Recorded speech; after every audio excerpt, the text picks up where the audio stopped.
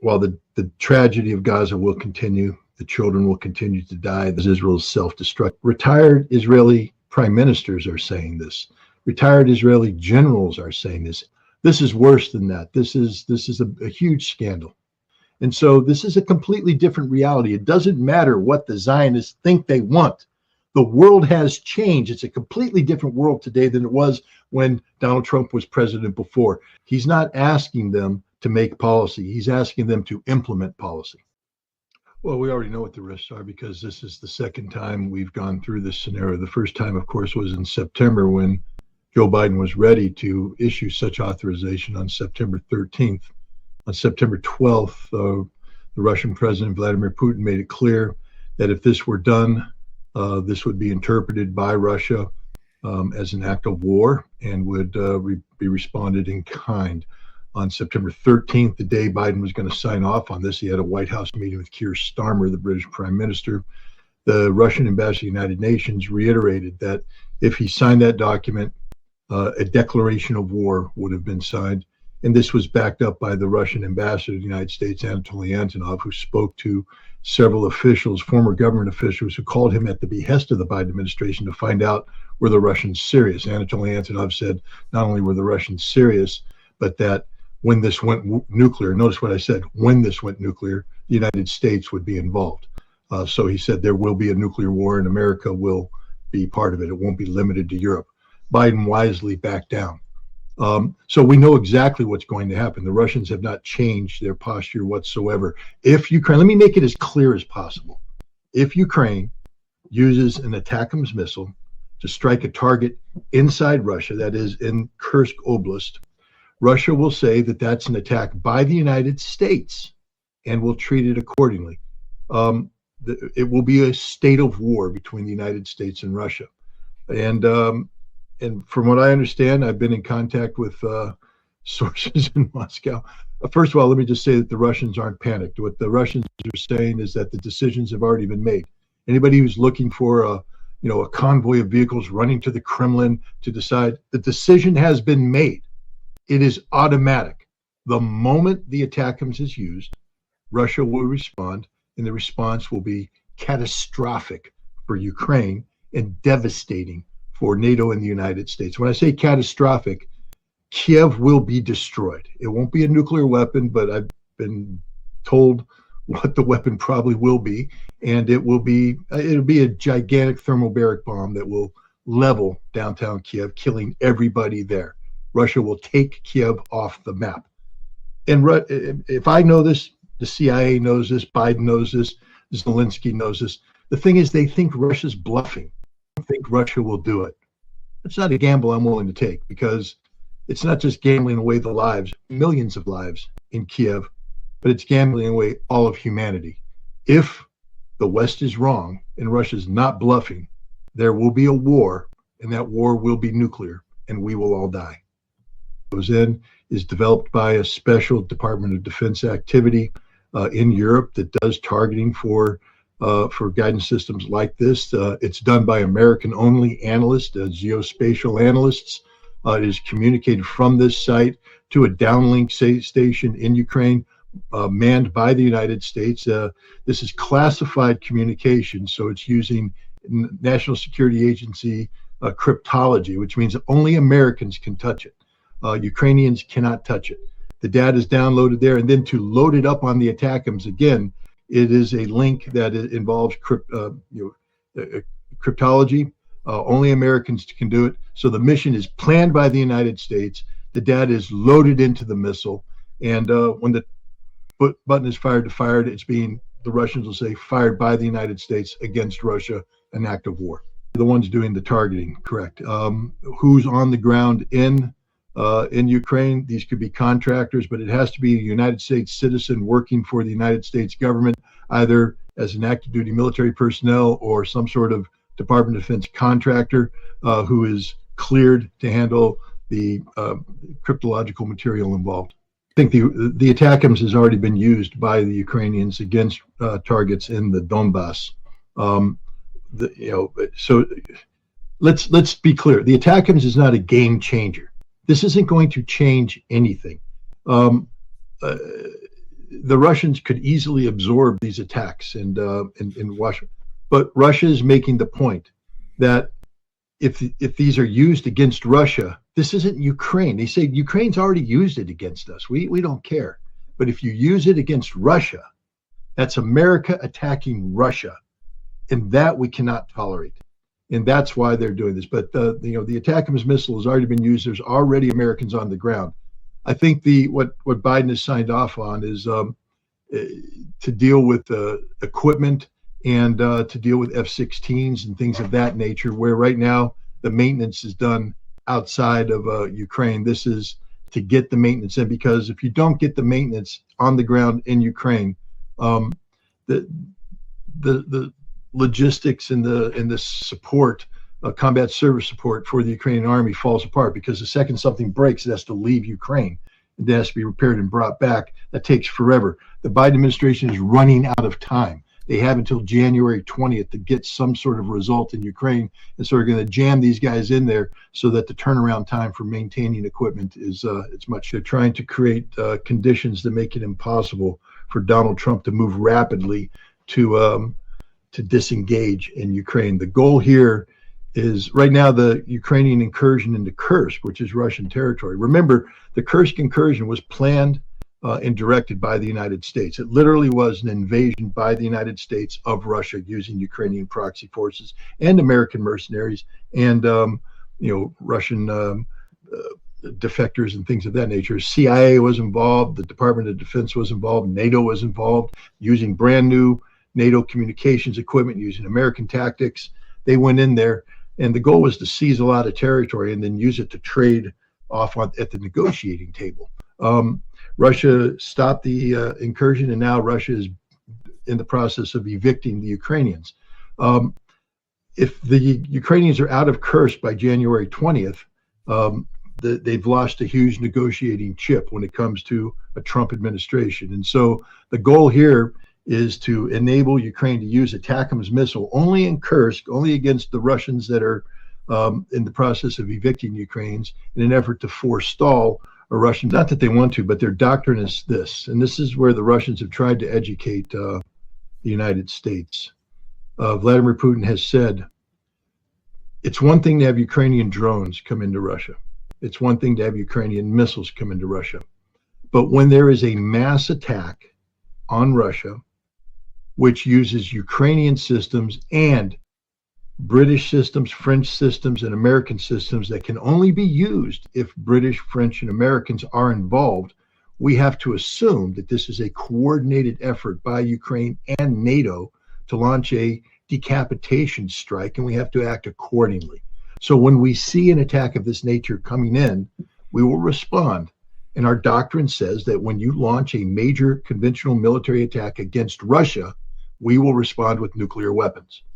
That's it. So don't do it. It's as clear as day. Don't do it. There's no reason to do this. It will trigger a nuclear war. It will trigger a nuclear war. Not it might, it could, maybe, I don't know. It will trigger a nuclear war. As Putin has said over and over again, the decisions have been made. We don't have to think about it. If the trigger is pulled, we need to get on the air and tell Ukraine that if you manage to survive until January 20th and you pull the trigger on this authorization you've given, you will never see another American penny. We will withdraw all aid. This is Donald J. Trump telling you the truth, that on January 20th, all assistance forever ends in Ukraine. Now, to NATO, if you ever make a statement like the one you made again about encouraging this attack, understand, Ruth, you will not be the Secretary General the day I arrive in office. I will remove you. In NATO, I will disband you. I cannot allow you to dictate the outcome of American national security interests and the security of the American people. It isn't going to happen. Then he needs to tell the French and the British that if they want to proceed in allowing Scalp and Storm Shadow missiles to be used, they're on their own. There is no Article 5 protection. That if they attack Russia, then they will be held to account by Russia, and America and NATO will not do a damn thing about it. There has to be consequences for these foreigners putting American security on the line. The life of every American citizen right now is at stake because of the absolutely abysmal policy of Biden being encouraged by the French, the British, NATO, and the Ukrainians. These are not the friends of America. They are the enemies of America because they're the only ones right now actively conspiring to destroy America. Donald Trump is not the president right now, but he is going to be president, and he needs to let them know there will be consequences for their actions, that they cannot act on Joe Biden's instructions. They must understand there's a new sheriff in town, and they better be calling up this new sheriff and lining up behind this new sheriff, or else on January 20th, there will be hell to pay. This is what's true. I just want to remind everybody that when Donald Trump made the decision to denuclearize North Korea and move forward, he was opposed by Mike Pompeo, the Secretary of State. He was opposed by John Bolton, the National Security Advisor. He was opposed by the Secretary of Defense. He was deposed by Dan Coats, the Director of National Intelligence. Everybody, but he did it anyways, because that's how Donald Trump works. Donald Trump is a top-down leader. Marco Rubio will be a figurehead. Marco Rubio will make no policy. Marco Rubio probably will quit before 2 years, but at the end of 2 years, he will be gone. He was brought in to appease the Adelsons. Miriam Adelson gave $100 million to Donald Trump. Marco Rubio has been a pet project of her husband before he died. She tried to make him the vice president. That didn't work. She said, my $100 million has a catch. He has to be in your administration. And so the Secretary of State position was offered. Understand, ask Rex Tillerson how it's like to be Secretary of State under Donald Trump. Ask Right. Mike Pompeo. Ask them how much Donald Trump about the reality of the world that he lives in. This is why he appointed her. Understand that this isn't a Miriam Adelson $100 million appointment. This is Donald Trump meeting with Tulsi Gabbard, this is a revolution. I don't think people understand that there is a revolution, not only in domestic affairs, but international affairs afoot. And if you're not on board the revolution, you'll be cast aside. That is as easy as day. This isn't Donald Trump said he learned from the last election. He didn't understand how to govern, and he was surrounded by bad people because he had to pick from the establishment. He has picked many non-establishment people in critical positions, and everybody else who's there better just stand up and salute smartly. He's not asking them to make policy. He's asking them to implement policy. Unfortunately, Committed fatal injury to itself, it will not recover. So all these Zionists are going to sit there and scream, support Israel, support Israel, support Israel, but they can't undo the damage that's been done. Israel has fatally harmed itself. And so it's a self-solving problem. And I think Donald Trump is smart enough to understand that reality, that he knows that he's surrounded himself with these people that have a vision about what they think is going to happen, but that isn't what's going to happen. Something very Netanyahu has no leverage in Donald Trump. And, I think Donald Trump will call him in and whisper in his ear and say, shut up. You're on the way out. I easily could pick up a phone call right now, call Benny Gantz, and have him installed as the prime minister of Israel. You play my game now. My name is not Joe Biden. My name is Donald Trump. And if you want to get out of this mess, you better start saying yes. But see, he thinks he can control everything. He can control everything in Israel. He can't control Saudi Arabia. He thinks, he understands that in order for Israel to survive, their economy has to recover. For their economy to recover, he needs to, breathe life into the Abraham Accords, which normalizes relationships. Saudi Arabia said, we aren't playing that game until there is a Palestinian state whose capital is in Jerusalem, and the rest of the world is behind Saudi Arabia. And Donald Trump's not going to get them to move off of that position. And so this is a completely different reality. It doesn't matter what the Zionists think they want. The world has changed. It's a completely different world today than it was when Donald Trump was president before. Iran has led an axis of resistance that has defeated Israel, defeated them in Hamas in Gaza, Hezbollah in Lebanon, the Houthi in Yemen, and Iran itself holds missiles over the head of Israel. Trump can't make this go away. He's going to have to get Israel to agree to peace. Is under investigation. It's such a sensitive case that the judge has sealed the file. Netanyahu gave a briefing to the Israeli people where he tried to blame Hamas for the failure to release the hostages. He said it was Hamas's fault. Hamas never wanted. And he made reference to a document that the Israeli Defense Force captured in Gaza. This is the most secret document in all of the Israeli archives today because it talks about the intent of Hamas, what they wanted to do, what their plans are. And early on in the document, there's a page that's talks speculatively how Sinwar could flee Gaza with the hostages and go to Iran. And he quoted this. That document's so sensitive, it's not supposed to be acknowledged. He not only quoted from it, he went in and illegally accessed it. So he's already in a lot of trouble for that. He's not the president of the United States. He doesn't control these things. The Israeli intelligence does, and he has broken the law too. He lied. The next 2 pages say that Sinwar said, no, I'm not doing that. I'm staying here. I'm actively looking for a hostage deal. We want a ceasefire. We need a ceasefire. The blame is on Israel. He lied to the Israeli public about Hamas's refusal to engage when it's his himself. He's being investigated for that. But this is so sensitive that the judge had to seal the file. So he's in really hot water right now, right, to gain access to and to be able to. I mean, this document's so sensitive, you're not even allowed to take notes when you read it.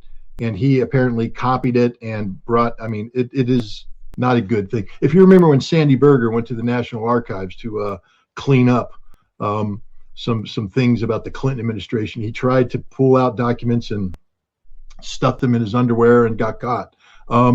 This is worse than that. This is a huge scandal. Chris, unfortunately, the United States is systemically controlled by pro-Israeli resources, and it's impossible to get into the national level today if you don't have totally support Israel, Zionism, etc.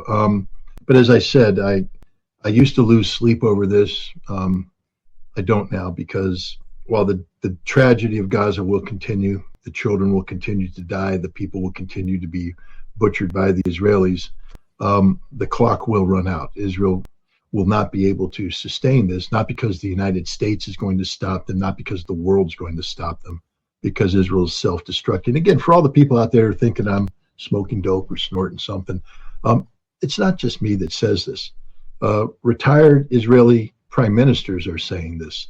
Retired Israeli generals are saying this. Active duty generals are saying this off the record. Israeli diplomats are saying this off the record. Israel is fatally wounded, and it's a self-inflicted wound, and there's no recovering from this. So, I'm not worried about Trump's pro-Israeli stance, because it doesn't matter how much you support Israel, you're going to be burying Israel in the next decade.